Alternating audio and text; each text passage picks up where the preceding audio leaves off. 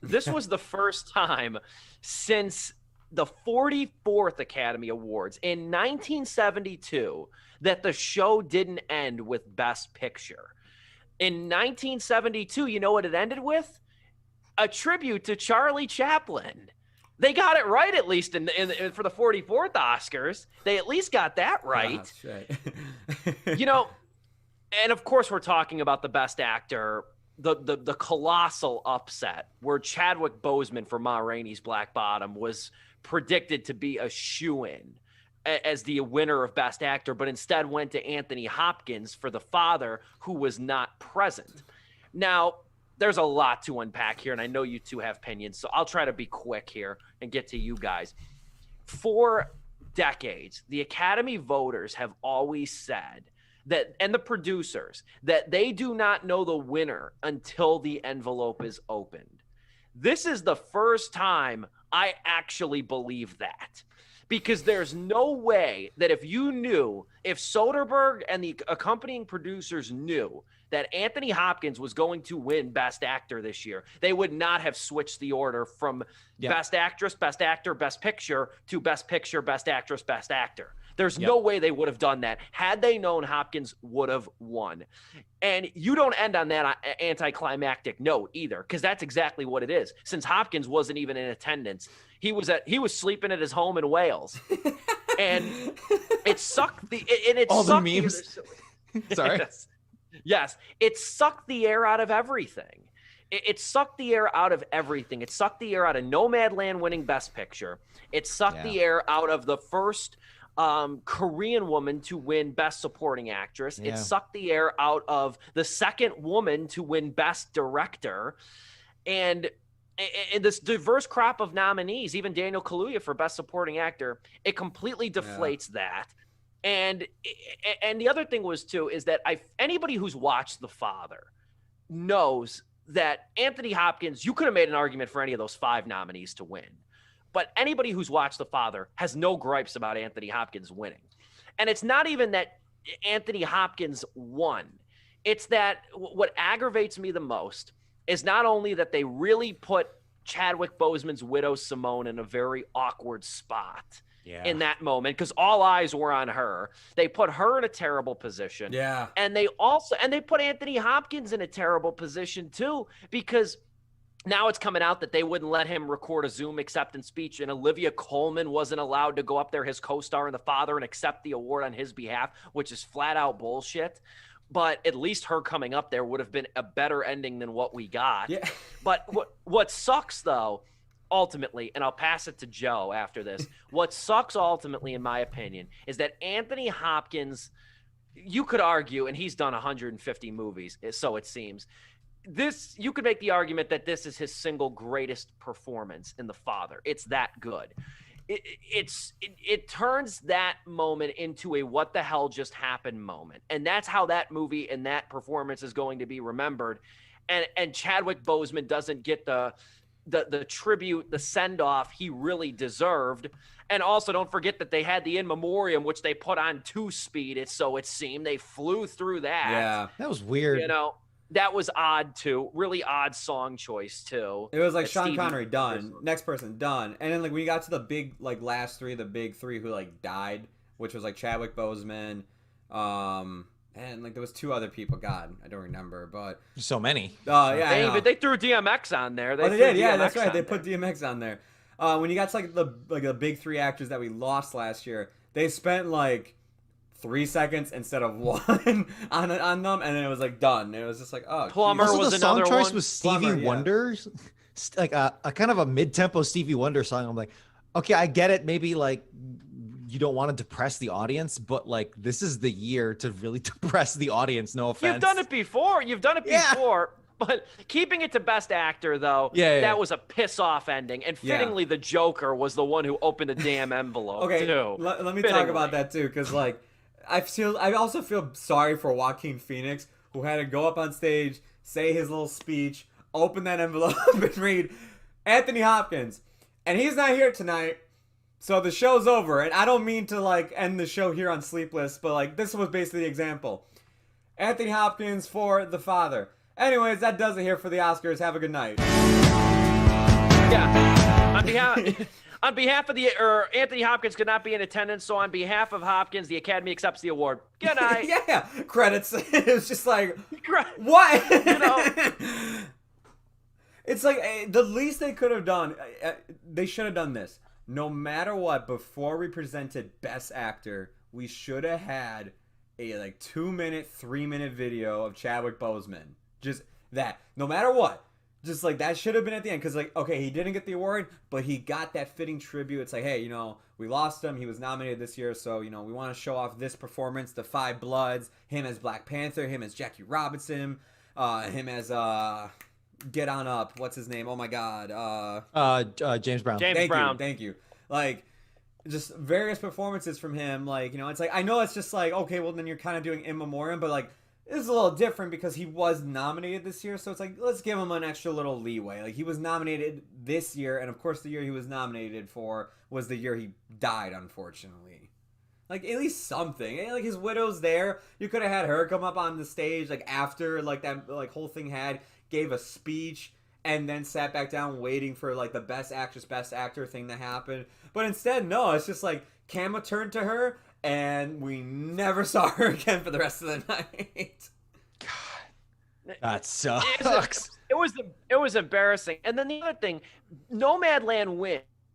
The whole cast and producers come up there and give this speech. Then it's Best Actors. Then Frances McDormand has to trot up on there over again to give another speech after she just gave a really good one for Nomadland. So that's kind of clumsy looking as is. I love though that she just got up there. She's like, "This is our work. I love doing it." Night. It's just she gets. I mean, look, that always happens, right? Where it's if someone's really on a roll, it's someone might think, you know what, this is maybe not Frances McDormand, but someone thinks, you know what, I may not win the other ones, so let me do my big speech for this one. Yeah. And then they win once more or 2 more times if they're on a roll, and it's like, hey guys, I'm back again, thanks. And then they just go. That literally happens every couple of years, so that's fine. But this whole thing where you bet on it, right? You bet on it that they were like, oh, of course Chadwick's gonna win, and and you break tradition and you rearrange the show specifically to build things up, and man, that's why you stay the course, bro. That's why you stay the course. And again, for something, go ahead. Sorry, this just shows that again, the Oscars is disconnected from the major audience they want to grab. Chadwick Boseman was a huge actor for a lot of people because of Black Panther, because of what that film represented to the Black community, and also what he meant as an actor to just a lot of people. He played a lot of iconic roles, as the ones I mentioned, real life people or fictional. A lot of his roles, you can debate me over this, but they're very iconic to films now. They really are. No one's gonna if anything, people could forget about Infinity War, Endgame. Black Panther, I think, will not be forgotten for how big it was. Bro, 25 years from now, there's going to be a lit class, right? A grade school literature class. And it's you know what? Today, we're going to learn about Thurgood Marshall. So actually, no, that movie may not be the best one because that was wasn't there shootouts in that movie? Today, we're going to learn about Jackie Robinson. Yeah. This is Chadwick Boseman's performance in, 42 and stuff like that. Because I remember doing that for, watching... all sorts of biographies or Shakespeare or whatever with, major Hollywood. I think I watched Taming of the Shrew with Denzel Washington, something like that. I don't know. But, and, he is iconic. He is iconic, and he was known and will be known as the Black actor that played, every major African-American icon, it seemed like. And, which is a great honor. So, this, it's 2021, right? We just off the heels of the Derek Chauvin trial, and a massive upheaval in civil rights, and then literally the largest civil rights movement in the world in recorded history. So it's to bet on that it was really just foolish, and to not have a safety, as they say, if they really don't know, no one in the room thought what if he doesn't win? Yeah, right, exactly. Win. So what they should have done, hindsight, but still there could have been foresight in this, is that let's keep it as is. if the awkward thing happens and Chadwick doesn't win Best Actor, at least we planned after the Best Actor, kind of like how we did it with Charlie Chaplin, right? Where it's like I'm assuming it was a standard order, and then they did like a Charlie Chaplin thing, right? Yeah. It was a standard order. Then they ended with a Charlie Chaplin tribute. That's not even breaking. Yeah, that's not really even breaking tradition in the framework of they added on, but they didn't break the order. They could have done like, okay, actor, actress, Best Picture, but we're not going to end the night there. We're not going to roll credits like we usually do tonight. We have the widow of Chadwick Boseman. She's going to say some words, and it would have been a fantastic opportunity. But to drive blind, you're driving blind on a race course that you don't know what's going to happen, right? And then we don't really know how the final lap of this race is going to look. So let's just gun it, because we know it's going to be fine, right? And then just full smack dab into the concrete wall. It's like, oh my God. Yeah, to wrap this part up, it's not that Chadwick should have won, because I've never said that he absolutely should have won. He was deserving to win, but I don't think he absolutely should have won. I just said you could make an argument for Riz Ahmed, you can make an argument for Steven Yeun, you can make an argument for Gary Oldman. You could have made an argument for any of the 5 best actors. That was the most stacked category of the year. It's not that Chadwick should have won. It's that the Academy was irresponsible in positing a tribute by monkeying with the format. So everyone, even Simone Boseman, expected a grand send-off for her late husband. And then they never got it. Because really, outside of like the pre-show, when I don't watch much of the Oscar pre-show, I watched the last half hour. Lil Rel made a few comments here and there about Boseman, we miss you, brother, and stuff and whatnot. He was talking to Kaluuya about him earlier. But they never really did give much conversation to him throughout the show. No. So it was fair to expect something like that. And again, I said before, you don't monkey with the format unless you are absolutely certain that you believe that Chadwick's going to win. You don't do that if you knew Hopkins was going to win. And you can't. You can never know. So don't do it. And I will say, at least one silver lining in this is that at the very least, we can say that, okay, so at least the Oscars didn't mess with things with the vote itself, so that, Chadwick Boseman was for sure going to win, or we can't say that, that Anthony Hopkins was undeserving, or that, at least we know that it's a pure vote. So there you go. But because, at no point. Yeah, exactly. And if anything, I was worried that Steven Yeun was going to win it. And then Twitter would have exploded with like, oh man, this was the year for Chadwick Boseman to win it. And it's like, and then back and forth, things get lost on Twitter, and then it turns into like an Asian versus black thing, which is freaking stupid.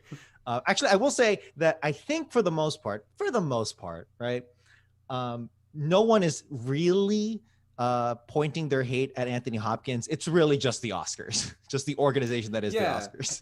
People who are saying like, no, it should have been Chadwick Boseman that won. It's like, okay, no, you just want him to win because you just, he died and you really like him. Yeah. But for people who are saying they mishandled it, like what we've been saying the whole night, it's like, no, I've seen a ton of that. Like that has been the general thing I've seen. Is just like, even if he wasn't gonna win, why the hell did they have his widow there? They had like, a bunch of times they were name dropping him, making you think like, okay, maybe at the end of the show we'll get something. No, nothing. It's like, man, you had Daniel Kaluuya there. You had Angela Bassett there. You had Viola Davis. People who have worked with this man in movies, co-starred along him. That could at least say a word or two along with his widow. You should have taken full advantage of that.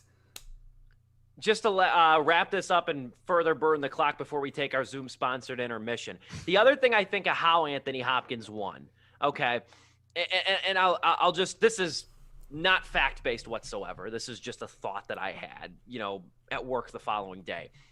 I think, and this is interesting in a way, with the Academy voters, I think a lot of them probably in their minds expected Chadwick Boseman to win when they were each individually going through their voting process. They kind of just thought Boseman's going to win this.